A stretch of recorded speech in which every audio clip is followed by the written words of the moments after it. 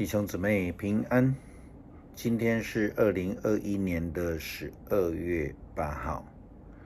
今天的经文是诗篇126篇，以赛亚书第25章第3到第7节，路加福音第7章18到30节。今天要跟大家分享的主题是：你累了吗？是不是我们觉得工作很累？是不是我们觉得生活也很累？被很多的事情绑住，非常的累。甚至牧师曾经听过朋友这样说：放假更累。你累了吗？这是在台湾非常有名的一种提神饮料的广告。你累了吗？但这真的可以借着喝这个饮料来解决疲累，这是良方吗？当然不是。而且呢，还有可能上瘾。那么我们要如何能够得到解累？首先，我们要来先想一想，我们的疲累是什么，或是什么原因？那牧师今天要用3个角度来跟大家分享。第一个是身体上的累，我们说劳累、劳力，整天的工作、过度的运动，我们会感到疲累。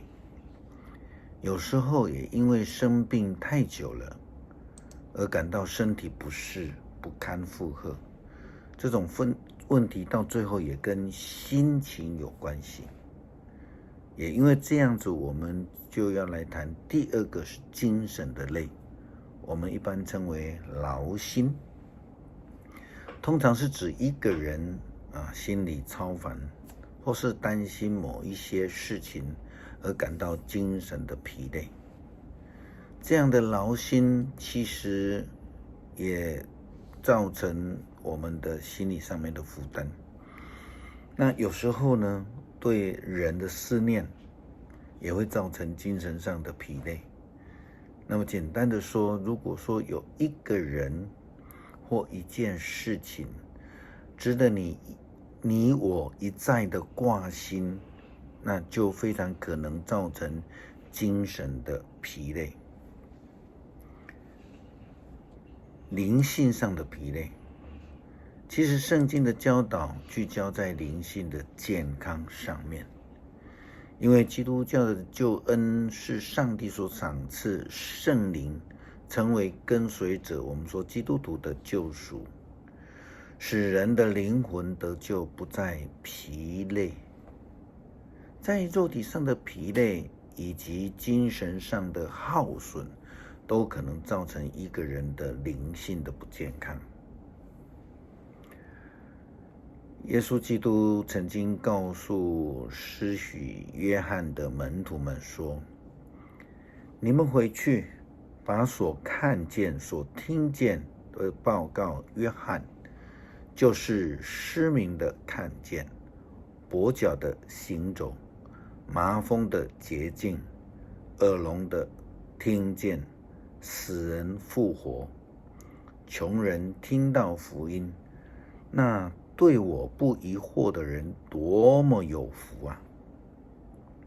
这是记载在今天的新约圣经路加福音第7章当中的教导。耶稣基督告诉施洗约翰的门徒他自己的工作，以及他们跟随耶稣这一段期间实际见证到的神迹。耶稣基督的救恩就是要使人脱离现在所面对的困境，让他们的心灵得到平安。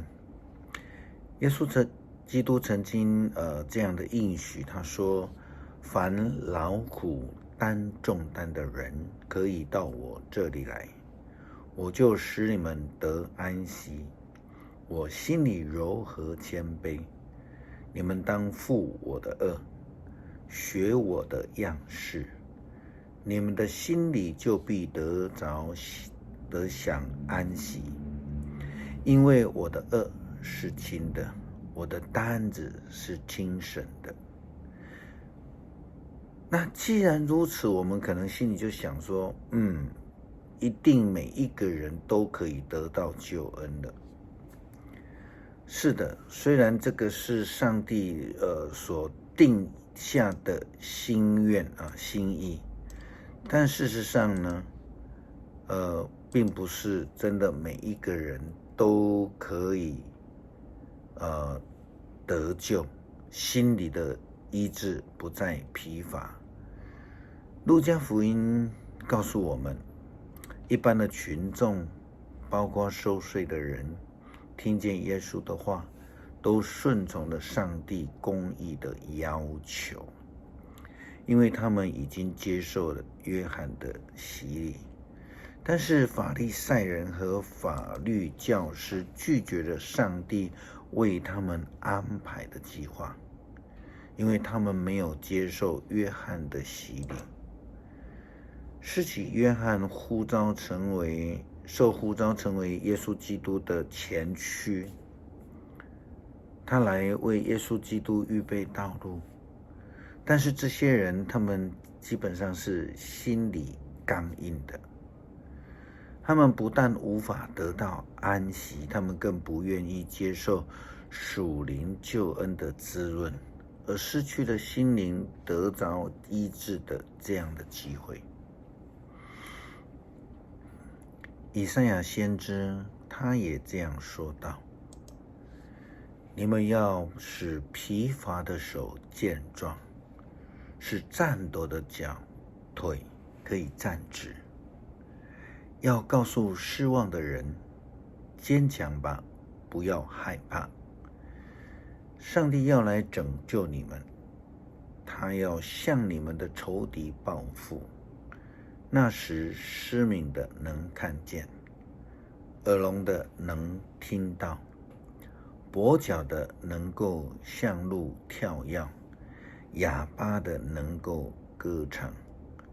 旷野将涌出大水，荒漠将流出甘泉，灼热的沙漠将变成池塘，旱地将有水源，野狗盘踞的地方要长出青草和芦苇。上帝的心意，上帝的应许，的确是使人得医治，使疲乏的得健壮。但是还是必须要看世界上的人们是否愿意。我们常常说，圣诞节就像是上帝将耶稣基督的救恩如同礼物送到了我们的门口，从烟囱垂下来，放在圣诞袜里。但是若是我们不理不睬的话，这个礼物就到不了我们的手里。拒绝的人是永远得不到的。这个道理其实是非常简单而且容易懂的。田玉诗班在非常多年以前曾经写了一首圣诞节的诗歌，这首诗歌名为《一件礼物》。牧师有提供这个连结在下面，我们可以点播来听。有一件礼物这首诗歌。你累了吗？你如果累了，就伸手接受上帝借着耶稣基督所赐下得医治的救恩。我们今天要一起读诗篇126篇。上主带我们返回西安的时候，我们像是做了一场梦。我们欢笑，我们快乐歌唱，别的国家就议论说，上主为他们成就了大事。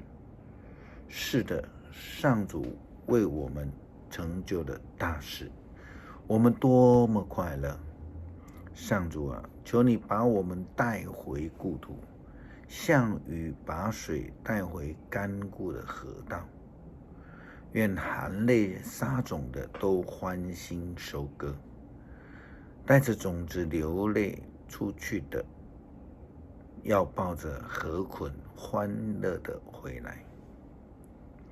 阿爸父啊，恳求你将你的圣灵赐下来帮助我们，使我们能够得安息，让我们在困境当中，在疲累、失望、病痛中得到主你的医治，使我们的眼泪变欢笑，离开疲累，如鹰展翅上腾。